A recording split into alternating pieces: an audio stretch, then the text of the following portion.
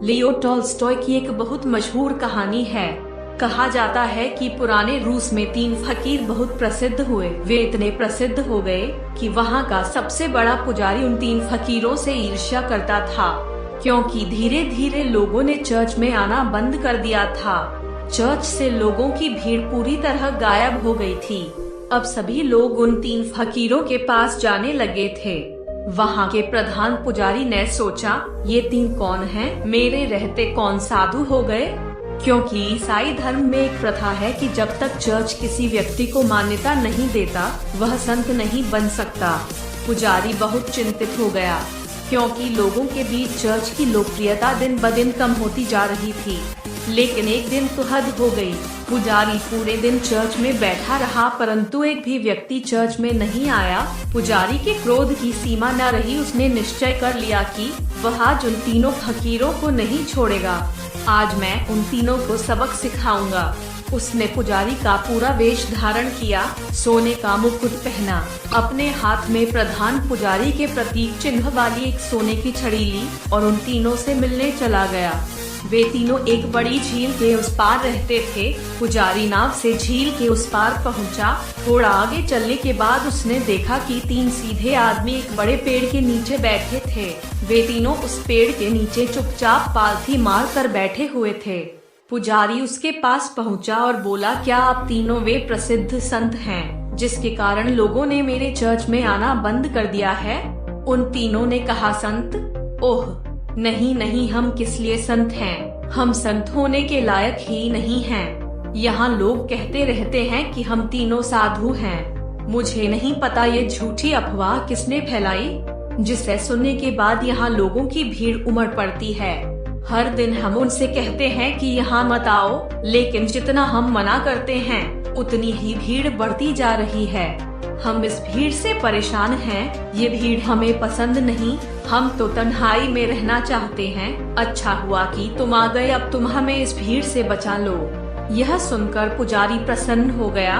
वह सोचने लगा, ये तो बड़े भोले लोग हैं, मैं उन्हें बहुत परेशान करूँगा। आज मैं उन्हें सबक सिखाकर जाऊँगा। पुजारी ने पूछा, लेकिन आप 3 क्या करते हैं? उन्होंने कुछ नहीं कहा, बस इसी पेड़ के नीचे बैठ गए और भगवान से प्रार्थना करते रहे। पुजारी ने पूछा, बाइबल कहाँ है? उन 3 ने सिर झुका लिया। पुजारी ने पूछा, क्या हुआ? उन्होंने कहा, अब तुम्हें क्या बताएं, हम 3 अनपढ़ हैं, हमें पढ़ना नहीं आता, बाइबल रखकर भी हम क्या करेंगे? यह सुनकर पुजारी और भी खुश हो गया। यह सोचकर कि वे अनपढ़ हैं, फिर भी उन्होंने बहुत से लोगों को मूर्ख बनाया है। मैं उनको नष्ट कर दूंगा और सारे नगर के सामने उनका अपमान करूंगा। पुजारी ने पूछा, फिर आप प्रार्थना कैसे करते हैं? क्या आपको प्रार्थना याद रहेगी? यह सुनकर उन 3 ने फिर सिर झुका लिया। पुजारी ने पूछा, अब क्या हुआ? तुमने फिर अपना सिर क्यों झुका लिया? उन्होंने कहा, क्या बताएं? तुम्हें यह बताते हुए बड़ी शर्म आती है कि हम प्रार्थना करना भी नहीं जानते। पुजारी ने आश्चर्य से कहा, क्या तुम्हें प्रार्थना करना भी नहीं आता? उन 3 ने नहीं में सिर हिलाया। पुजारी ने कहा, तो फिर तुम 3 प्रार्थना कैसे करते हो? उन्होंने कहा कि आपके चर्च की प्रार्थना बहुत लंबी चौड़ी है, हम इसे अनपढ़ ग्रामीणों से याद नहीं कर सके, और फिर इसे गलत पढ़ने का कोई मतलब नहीं है। तो बहुत सोच विचार के बाद, बहुत हिसाब किताब के बाद हमने अपनी खुद की एक प्रार्थना बनाई है।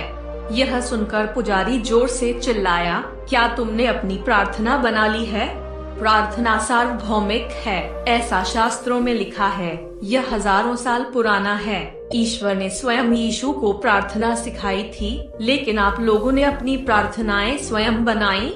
उन्होंने कहा, हमने बहुत बड़ी गलती की है, हमें माफ कर दीजिए। हम अनपढ़ गरीब लोग, हमें कुछ नहीं आता। अब जो प्रार्थना तुम हमें सिखाओगे, वही प्रार्थना हम आज से करेंगे। हम आपके चरणों में गिरते हैं, हमने बहुत बड़ी भूल की है, हमें क्षमा करें और आप हमें अपनी नई प्रार्थना सिखाएं। लेकिन पुजारी के मन में जिज्ञासा उत्पन्न हुई। उसने सोचा, देखते हैं उन्होंने क्या प्रार्थना की है। पुजारी ने कहा, पहले तुम लोग मुझे अपनी प्रार्थना बताओ। उन्होंने कहा, नहीं सर, हम अनपढ़ों की दुआ का कोई मतलब नहीं, हमें अब और शर्मिंदा मत करो, आप हमें अपनी प्रार्थना सिखाइए। लेकिन पुजारी नहीं माने, इसलिए पुजारी के बार बार अनुरोध के बाद आखिरकार वे अपनी प्रार्थना बताने के लिए सहमत हुए। उन्होंने कहा, हमने बहुत सोचा लेकिन हमें कोई प्रार्थना समझ नहीं आई। तब हमें ईसाई धर्म में यह याद आया, भगवान के 3 रूप हैं, इसलिए हमने इस पर अपनी प्रार्थना की। यदि आप हमारी प्रार्थना सुने, फिर आप हम पर हंसेंगे। इसके बाद वे चुप हो गए। पुजारी ने कहा, ओह बताओ, मैं नहीं हंसूंगा। उन्होंने कहा, भगवान के 3 रूप हैं, तो हमने प्रार्थना की कि हम 3 हैं, तुम भी 3, हम पर दया करो। यह सुनकर वह गंभीर पुजारी भी हंस पड़ा। उन्होंने कहा, जीवन में बहुत प्रार्थनाएं सुनी, लेकिन ऐसी प्रार्थना कभी नहीं सुनी। वह मन में सोचने लगा, बड़े मूर्ख लोग हैं, आज मैं उनको उनके स्तर से अवगत कराने जाऊंगा। इन तीनों को मेरे पास चर्च में आना होगा। उन तीनों ने कहा, तुम हमें छोड़ो, अपनी प्रार्थना सिखाओ, हम आज से ऐसा ही करेंगे। पुजारी ने उसे चर्च की प्रार्थना सिखाना शुरू किया। उन्होंने कहा, एक बार और। पुजारी ने फिर सुनाया। उन्होंने एक बार फिर कहा। पुजारी ने तीसरी बार पाठ किया। उन्होंने फिर कहा, ऐसा न हो कि हम भूल जाएं। पुजारी ने फिर सुनाया। उन्होंने कहा एक आखिरी बार। पुजारी ने कहा, घबराओ मत, कभी कभी चर्च भी आया करो, धीरे धीरे आपकी जिंदगी सुधरने लगेगी। यदि तुम प्रतिदिन आओगे तो तुम भी यह प्रार्थना सीख जाओगे। उन्होंने कहा, जैसी आपकी आज्ञा। पुजारी बहुत खुश हुआ। उसने कहा, तुम लोगों से डरो मत, चर्च आओ, मैं तुम्हें माफ कर दूंगा और लोगों से भी तुम्हें माफ करवा दूंगा। उन्होंने कहा, बहुत बहुत धन्यवाद, आप बहुत महान व्यक्ति हैं।